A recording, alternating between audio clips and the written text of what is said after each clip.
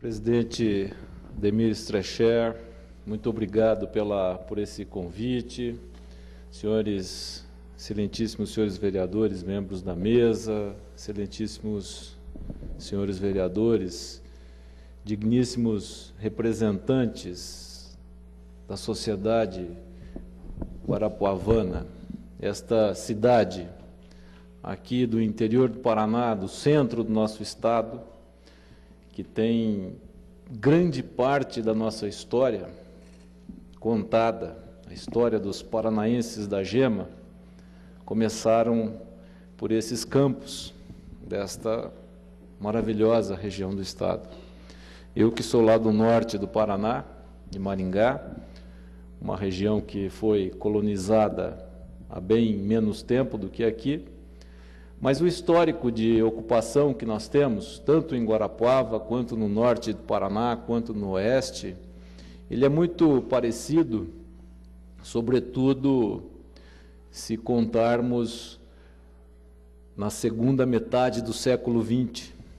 A ocupação dessas cidades todas foram muito diferentes, porque a partir da Segunda Guerra Mundial, novas tecnologias foram apropriadas a ocupação territorial. As pessoas começaram a desenvolver as indústrias e as cidades começaram a crescer de uma forma bastante assustadora. E eu venho aqui, nesse dia de hoje, agradecendo ao convite que os senhores me formularam, para colocar não apenas o CREA Paraná, onde nós temos um escritório aqui em Guarapuava, que, claro, ele está à disposição de todos os senhores, de toda a sociedade de Guarapuava, mas mais para apresentar aquelas pessoas que são os nossos representantes aqui nessa cidade, que são os nossos engenheiros, os nossos arquitetos, agrônomos, geógrafos, geólogos e demais técnicos que são preciosos membros desse nosso grande colegiado, que são 55 mil profissionais no estado, e aqui representados pelo PAP, que é presidente da Associação dos Engenheiros Agrônomos, pelo Júnior Daniele, presidente da Associação dos Engenheiros e Arquitetos.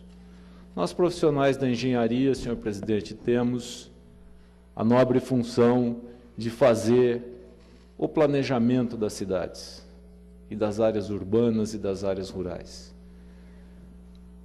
Se temos um sucesso na ocupação do nosso território paranaense, tivemos, de alguma forma, algum tipo de planejamento, bem ou mal executado, foi algum tipo de planejamento que colocou o Paraná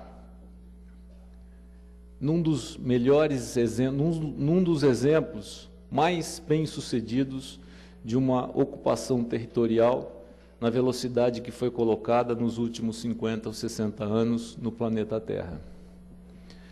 Nós passamos por alguns momentos onde vimos, ouvindo esta crise mundial e que, de fato, ela não chegou ao Brasil com a força que chegou nos Estados Unidos da América do Norte, na Europa, no Japão, nesses dito países G7, os mais ricos do mundo. Parece que não foi um terremoto que passou por aqui, mas talvez uma marola, como diz o nosso presidente da República. O ano passado, os senhores se lembram, o Brasil estava crescendo aí próximo de 5%. E com crescimento perto de 5%, já faltou ferro, já faltou cimento, e está faltando mão de obra até hoje, com recessão e tudo que teve na construção civil, que já retoma o crescimento. A China, a Índia, tem experimentado o crescimento de 7%, 8%, 10% ao ano. Se os senhores tiverem a oportunidade de ler um livro que foi publicado recentemente por um jornalista da CBN, Heródoto Barbeiro, o novo relatório da CIA para o ano de 2025, ele fala que o século XXI é o século da Ásia.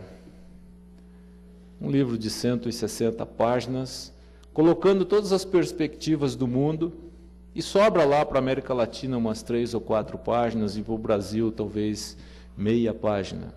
Isso não quer dizer que nós não tenhamos oportunidades nesse processo.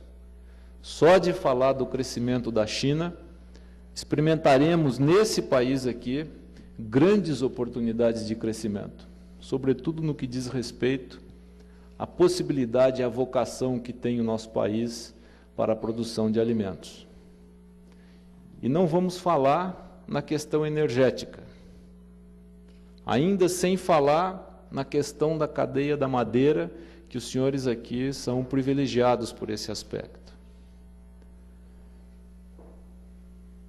Temos, então, oportunidades a serem ocupadas.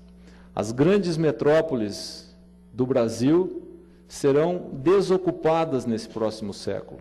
Aquele fluxo migratório que vivenciou o Paraná e outros estados e outras cidades do Brasil, da área rural, dos pequenos centros para as regiões metropolitanas, trabalharão no século XXI no fluxo inverso.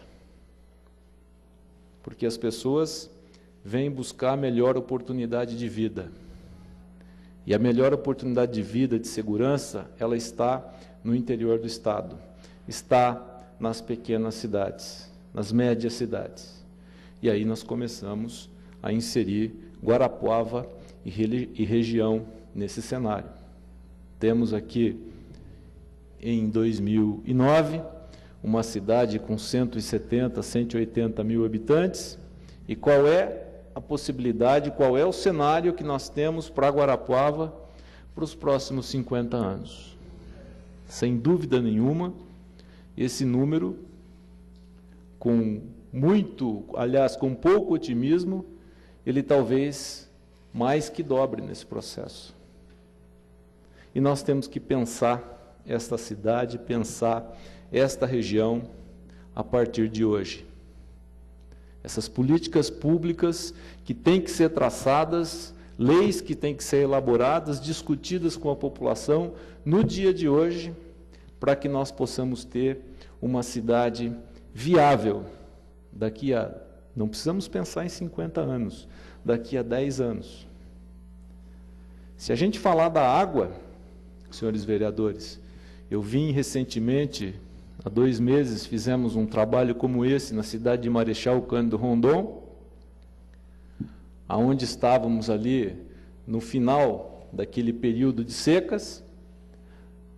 Marechal Cândido Rondon, que é lindeiro de um lago, da maior usina hidrelétrica do planeta Terra. A prefeitura transportando água para as pocilgas e para os aviários com caminhões, porque falta água em Marechal Cândido Rondon. Não se consegue captar mais água a 200 metros no lençol freático, porque baixou o nível do lençol. Então, temos, ao mesmo tempo, grandes expectativas e perspectivas, temos também alguns desafios, que será a falta de alimento, a falta de água e a falta de energia. E esses profissionais da engenharia, da arquitetura e da agronomia, certamente, haverão de encontrar as soluções para que a nossa população possa continuar desfrutando do mesmo conforto que desfruta hoje. Mas precisamos modificar as nossas cidades, planejar as nossas cidades a partir do que temos agora, para não permitir que daqui a 50 anos um cadeirante, um deficiente visual, um idoso, uma mulher com um carrinho de nenê, ou apenas com um salto alto, ou uma pessoa obesa, possa transitar e trafegar por qualquer ponto da cidade sem dificuldade nenhuma. E eu não estou fazendo uma crítica apenas a esta cidade. Este é o cenário de quase todas as cidades do Brasil. Eu diria, acredito que de todas as cidades do Brasil. nós precisamos reverter esses processos.